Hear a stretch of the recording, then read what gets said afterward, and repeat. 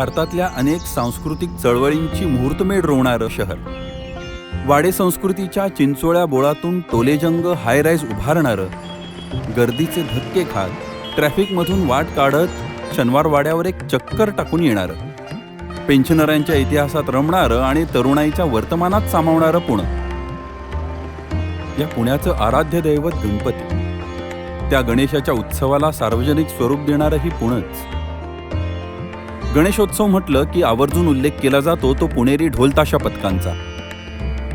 सध्या यत्र तत्र सर्वत्र दिसणारी ही पथकं आली तरी कुठून? इतक्या मोठ्या जनसमुदायाला भुरळ पाडणारी ही संकल्पना कोणाची? ह्याचा इतिहास काय? अशा अनेक मूलभूत प्रश्नांचा माग घेत आम्ही पोहोचलो पुण्याचा शैक्षणिक मानबिंदू समजल्या जाणाऱ्या ज्ञानप्रबोधिनी प्रशालेत. पुण्याच्या पहिल्या वहिल्या गणेशोत्सव पथकाचा भाग असणारे आणि तेव्हापासूनच्या या सगळ्या प्रवासाचे साक्षीदार असणारे रामभाऊ डिंबळे यांच्याशी संवाद साधायला. ज्ञानप्रबोधिनीचे संस्थापक डॉक्टर अप्पासाहेब पेंडसे त्यांनी 65 सालच्या एका विशिष्ट प्रसंगाचा उपयोग करून घेतला. ते म्हणजे त्यावेळेला गणपतीच्या उत्सवात दंगल झाली होती आणि पोलिसांनी मिरवणुकीला वाद्यबंदी घातलेली होती. अप्पासाहेबांनी स्वतः आग्रहपूर्वक या वाद्यबंदीला आव्हान द्यायचं ठरवलं. ते स्वतः ताशा गळ्यामध्ये घेऊन लक्ष्मी रोडच्या चौकामध्ये उभे राहिले. त्यांनी वाजवायला सुरुवात केली आणि हा जो सविनय कायदेभंग होता तो लोकांनी उचलून धरला.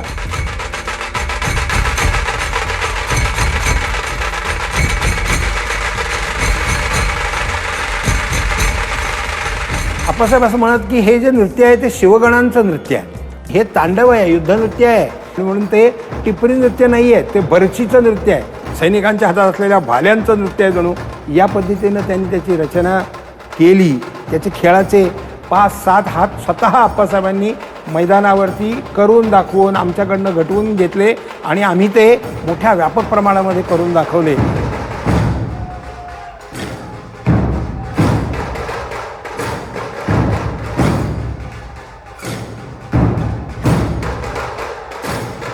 हा जो ढोल लेझिमचा खेळ आहे हा पारंपरिक आहे. तो मावळातल्या खेड्यांच्यामध्ये गावजत्रा असतात, त्या गावजत्रांच्या वेळेला गावदेवीची जी मिरवणूक रात्रभर चालते त्या मिरवणुकीच्या वेळेला खेळला जातो. हा जो परंपरेचा भाग होता तोच आप्पांनी उचलला. त्या मावळी ढोल पथकांच्या मधला जो मावळी खेळ आहे त्याचे वैशिष्ट्य अधिक शहरामध्ये उत्तम कवायतीच्या ज्या गोष्टी वैशिष्ट्य आहेत त्याचं मिश्रण करून आप्पांनी हे पथक तयार केलं. त्याचं स्फूर्तिस्थान अर्थात मावळी ढोल पथक आहे. तसं पाहता ढोल नगारा हे भारतीय रणवाद्यांचा आदिकालापासून अविभाज्य भाग समजले जातात.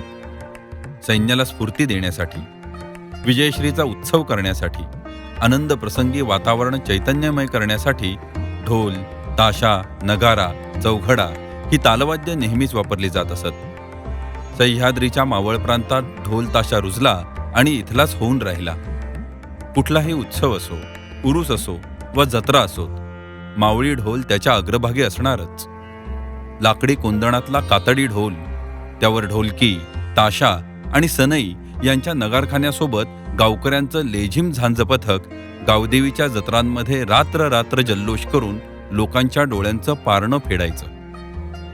मूळचे पुण्याचे असलेले पण या मावळी पथकांना खूप जवळून पाहिलेले, गेली अनेक दशकं सातत्यानं पुणेरी आणि मावळी पथकांमध्ये वादन करणारे राजन घाणेकर यांच्याकडून आम्ही त्यांच्या या प्रवासाबद्दल जाणून घेतलं. घरामध्ये थोडीशी संगीताची परंपरा, मावशी माझ्या 2-3 होत्या ते पेटी वाजवायच्या, मामा तबला वाजवायचे आणि मग प्रबोधिनीचा संपर्क आल्यावरती बर्चीचा गट त्यांचा जो असायचा त्यामध्ये मग मी ताशा वाजवायला सुरुवात केली. काही दिवस बर्ची केली पण नंतर ताशा वाजवायला लागल्यावर मात्र पूर्ण ताशावरच लक्ष केंद्रित झालं आणि तेच वाजवायला सुरुवात केली. माझ्या वादनावर छाप म्हणलं तर बरेच वर्ष ऐकल्यामुळं आजूबाजूची थोडी होती आणि नंतर मात्र जसा ज्ञानप्रबोधिनीत आल्यावर गुलाबराव कांबळे कोंढणपूरचे तर त्यांचा आमचा परिचय झाला तसं मात्र मग मला कांबळ्यांच्या वादनाची छाप माझ्या बहुतांशी पडली म्हटलं तरी हरकत नाही. ढोल आणि ताशा या दोनही तालवाद्यांचं नातं फार रोचक आहे. ढोल हा संख्येत मोजला जातो तर ताशा गुणवत्तेत. ढोल ठेका धरून ठेवण्याचं काम करतो, पण या ठेक्यावर अंकुश ताशाचाच असतो. कुठल्याही पथकाची गुणवत्ता मोजण्याचं प्रमाण त्याचे ताशावादक असतात, हे त्यासाठीच. ताशावादनाच्या अनेक शैली आहेत, पण राजन घाणेकरांच्या वादन शैलीचं सौंदर्य काही वेगळंच. राजन घाणेकरांच्या वादनाची जी शैली आहे ती सिंगल काडी म्हणतो आम्ही त्याला. म्हणजे एका काडीवरचं वादन, डबल काडीवरचं वादन न घेता एका काडीवरचं वादन ते घेतात. आणि तो जो आहे आजही ताशा जो आहे तो मानेवर अडकवलेला असतो, कमरेला नाही अडकवत ते. आणि ती जी वादन शैली आहे ती मी पुणे शहरात कोणाकडे पाहिली नाही. कारण मुलं सगळी कमरेला ताशा बांधतात आणि हाताचा जो काही वादनाचा जोर आहे तो त्याच्यावर काढला की तुझं वाद्य चांगलं वाजतं असंच सर्वश्रुत होतं. पण मी जेव्हा पहिल्यांदा त्यांचं वादन ऐकलं तेव्हा लक्षात आलं की ही वेगळंच काहीतरी चालू आहे आणि गळ्यात ताशा अडकवून हा व्यक्ती कसं काय वाजवू शकतो. आणि वेताची काडी की जी आता थोडीशी कालबाह्य व्हायला लागलेली आहे. त्या हल्लीचे तरुण फायबरची काडी वापरतात, वेताची काडी वापरत नाही आहेत. हा व्यक्ती मात्र सुरुवातीपासून आत्ता चालू जमान्यात सुद्धा हा जुन्याच पद्धतीने वादन करतो.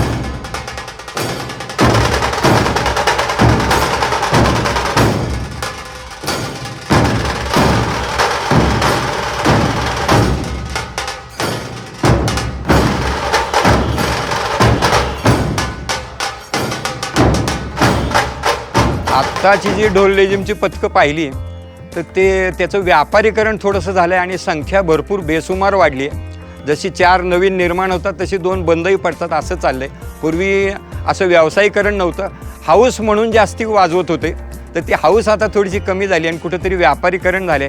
आणि त्याच्यात जी कला दिसायला पाहिजे किंवा शास्त्रीय बोल वाजवणं, त्याच्यात गोडवा ज्याच्याकडे मनोरंजन वाढतं तर ते कमी होत चाललं आहे. दणदणाट आहे परंतु त्याच्यामागं शिस्त नाही आहे, हे थोडंसं खेदाने नमूद करावंसं वाटतं. ढोलताशा पथकामध्ये वादन करणं ही कल्पना आकर्षक असली तरी ह्या आकर्षणामुळे म्हणा आज पथकांचा अतिरेक झालाय, ही सुद्धा वस्तुस्थिती आहे. पथकांची संख्या बेसुमार वाढली आहे, त्यामुळे अर्थातच गुणवत्ता दुय्यम झालीये की काय अशी शंका यावी इतपत वातावरण आव्हानात्मक झालंय. या पथकांचे पेव अक्षरशः गल्लोगल्ली फुटलेले दिसतात. अनिर्बंध व्यापारीकरणामुळे गटांची संख्या नुसती वाढत चालली आहे आणि या पथकांचा राजकीय शक्ती प्रदर्शनासाठी होऊ लागलेला वापर ही चिंतेची बाब असल्याचं सर्वच वरिष्ठ वादक नमूद करतात. नवीन ढोल ताशा पथकं वाढ पुष्कळ झाली आहे, पण त्यातली ही जुनी कला अशी किती टिकून ठेवतात अशी किंवा वादन ज्यांचं अप्रतिम आहे तर असं हे आहेत काही की ज्यांनी वादन आपलं एका वेगळ्या उंचीला नेऊन ठेवलं आहे आणि ते टिकवलं आहे. तर काही पथकांची नावं घ्यायची झाली तर शिवगर्जना पथक आहे, रमणबागेचं शाळेचं पथक आहे, शौर्य म्हणून आत्ता नवीन झालेलं आहे आणि स्वरूपवर्धिनी आहे ज्ञानप्रबोधिनीसारखंच की जे शिस्तीत असतं पथक. आणखी ताल म्हणून एक पथक आहे, श्रीराम पथक म्हणून आहे, विमलाबाई गरवारे एक आहे, एक गजलक्ष्मी म्हणून पथक आहे. अशी नावं घ्यायची झाली भरपूर आहेत, सगळीच काही सांगता येतील लक्षात येतील असं नाही, पण असे अनेक पथकं आहेत की ज्यांनी अजून वादन टिकून ठेवलेलं आहे. शिवगर्जनाचा जो प्रवास होता तो आंतरराष्ट्रीय स्तरावर जाताना शिवगर्जना जेव्हा स्थापन झाली त्यावेळेला शिवगर्जनाचे जे सगळे संस्थापक जे काही सदस्य होते त्या सदस्यांपैकीच काही सदस्य हे नोकरीनिमित्ताने ऑस्ट्रेलियामध्ये स्थायिक होत होते. आणि मग त्यानंतरच्या काळात त्यांनी असं विचार केला की ढोल ताशा जर वाजला तर काय होईल, आपण एक प्रयत्न करू. म्हणून मग त्यांनी एक वाद्य तिथं घेऊन जाण्याचा जो प्रयत्न केला, तिथे ढोल ताशा वाजवता येतोय का हे जेव्हा एकदा त्यांनी त्याचा प्रयोग केला आणि मग तो यशस्वी झाल्यानंतर असं लक्षात आलं की या ठिकाणी वाजणार आहे चांगलं.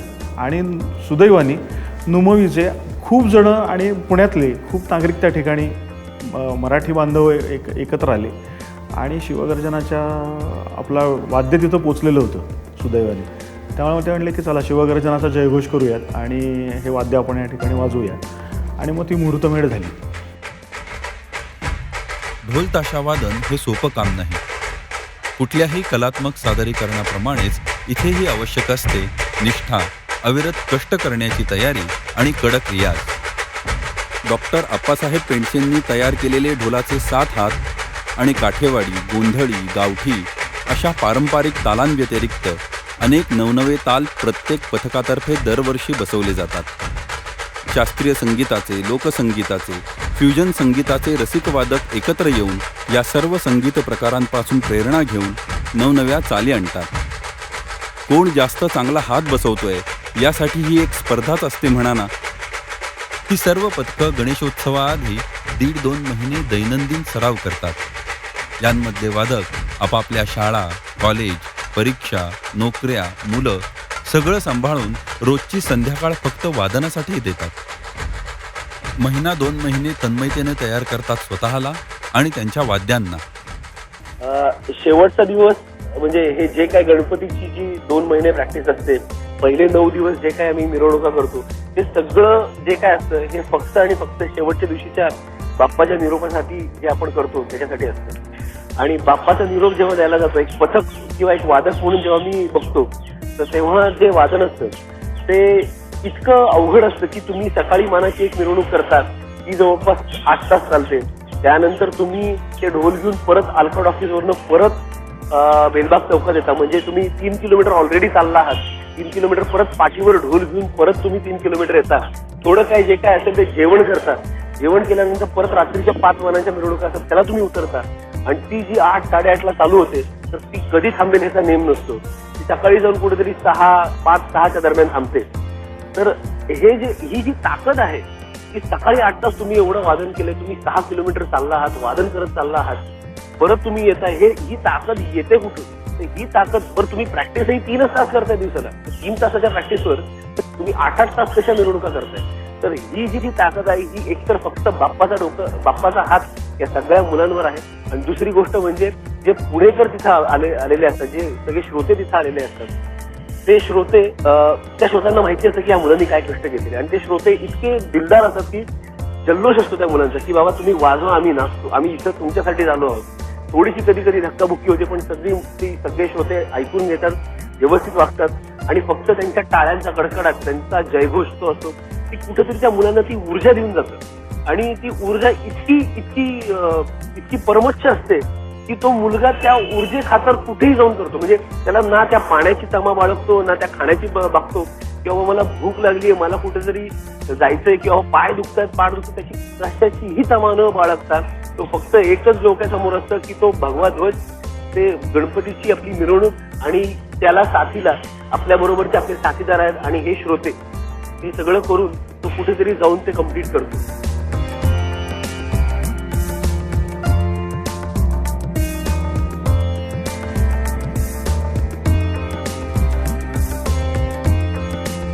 शेवटचा दिवस जेव्हा संपतो, जेव्हा रात्री पहाटे आम्ही 6-7 वाजता जेव्हा ढोल ठेवतो, प्रत्येकाच्या मनात ही भावना असते की बाबा मी थकलोय, पण उद्या जाऊन मला ढोल ताशा वाजवायचा नाहीये. उद्यापासून माझं ढोल ताशाची प्रॅक्टिस संपलेली आहे. आणि असं मी किती वेळा झालंय, असं माझ्या बरोबरही स्वतःवर झालं की कुठेतरी जाऊन ही जेव्हा भावना येते तेव्हा कुठेतरी एक पाण्याचा टिपूस डोळ्यात येतो.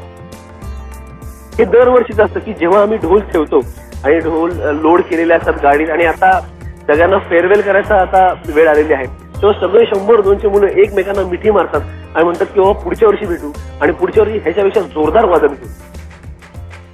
वरवर पुरुषी आक्रमक वाटणाऱ्या या कलाविष्कारामध्ये मुलीही तितक्याच हिरिरीने सहभाग घेतात. मुलांसोबत समर्थपणे उभ्या राहतात, 1.5-2 महिने घाम गाळतात आणि मिरवणुकांमध्ये जोरकस वादन करतात. इतक्या गर्दीत गोंधळात साजऱ्या होणाऱ्या या उत्सवात पाऊल ठेवण्यात त्या कचरत नाहीत. यासाठी आवश्यक ते सुरक्षित वातावरण तयार करण्यात पथकातल्या सर्वांचा सहभाग असतो. सगळे एकमेकांची काळजी घेत हे 2 महिने मन लावून सराव करतात. ढोल आणि ताशा या वाद्यांची तयारी ही एक वेगळी मजा असते. ढोलाचा जो भाग टिपुरीने वाजवला जातो त्याला बोण्याचं किंवा ठोक्याचं पान म्हणतात. हे बोणं नीट कुटून त्यातला कचरा वेगळा करून ती शाई एकजीव करून लावावी लागते. ती जितकी नीट तन्मयतेनं लावली जाईल तितका ढोल चांगला वाजत असल्यामुळे यामध्ये कुठलाही ढोलवादक कसूर करत नाही. पानं तयार झाल्यावर ती पिंपावर लावणं, दोरी त्यातून नीट ओवून घेणं आणि ती दोरी सर्व बाजूंनी नीट ताणून घेणं, ताशाचं पान लावणं, ते स्वर आणि नादाप्रमाणे जुळवून घेणं, चाव्या पेळणं, एकंदर ढोल आणि ताशा तयार करणं हा एक सोहळा असतो आणि प्रत्येक वादक तो सोहळा नियमित अनुभवत असतो. एकीकडे सराव जोरात सुरू असतो आणि ही वाद्यांची तयारी रात्र चालू असते. अचानक अनंत चतुर्दशीचा दिवस उजाडतो. भाद्रपदातील कोवळी सकाळ, वातावरणात हवा हवासा ओलावा, हलकी सर येऊन गेलेली. घरोघरी गणपती विसर्जनाची तयारी सुरू आहे आणि पथकातले वादक मात्र एकाच ध्यासानं शुचिरभूत होत असतात. पारंपरिक पोशाखावर फेटा घातला जातो तेव्हा मन अत्यंतिक गौरवानं भरून आल्याशिवाय राहत नाही. सरावाच्या ठिकाणी सगळे जमलेले असतात. शेवटचं वाद्यपूजन होताना डोळ्यांच्या कडा ओलावलेल्या असतात. क्षणभर थांबावंसं वाटतंय पण वेळ नाही अशी परिस्थिती. ध्वजापाठोपाठ वाद्य गाडीत भरली जातात आणि पथक लक्ष्मी रस्त्याकडे कूच करतं. लक्ष्मी रस्त्यावर तयारी शिगेला पोहोचलीय. रांगोळ्यांच्या पायघड्या घातल्या जात आहेत. रस्ता तसा मोकळा दिसतोय पण दोहो बाजूला ही गर्दी जमलीय. बाप्पाला निरोप द्यायला शहराच्या कानाकोपऱ्यातून जनता इथे दाटलेली आहे. कडक वादन ऐकायला मिळणार, नेत्रदीपक मिरवणूक पाहायला मिळणार हा विश्वास त्यांच्या डोळ्यात दिसतोय. पोलीस बंदोबस्त कडेकोट आहे. स्वयंसेवक साखळी धरून उभे आहेत. इकडे वादकाची मनस्थिती काहीतरी वेगळीच. ज्या मिरवणुकीसाठी ही सगळी तयारी, परिश्रम, तडजोडी, धावपळ, राडा झालेला आहे, ती मिरवणूक समीप येऊन ठेपलेली आहे. आतुरता आगमनाची हा एकच भाव जमलेल्या प्रत्येकाच्या डोळ्यात दिसतोय. कधी एकदा गजर सुरू होतोय याकडे सगळ्यांचे कान लागलेले आहेत. सगळं वातावरण भारून गेलंय. बिनीचा नगारखाना वाजू लागतो. सगळ्यांचं लक्ष त्या दिशेला केंद्रित होतं. मंगलवाद्यांची नांदी होते आणि तो क्षण येतो. तो क्षण आलाय हे वेगळं कळायची कोणी सांगण्याची गरजच नसते. ताशाची तर्री चालू होते. डोळ्यापुढे भगवा फडफडू लागतो. हृदयाची स्पंदनं थांबतात. हात स्वतःहून वर जातो आणि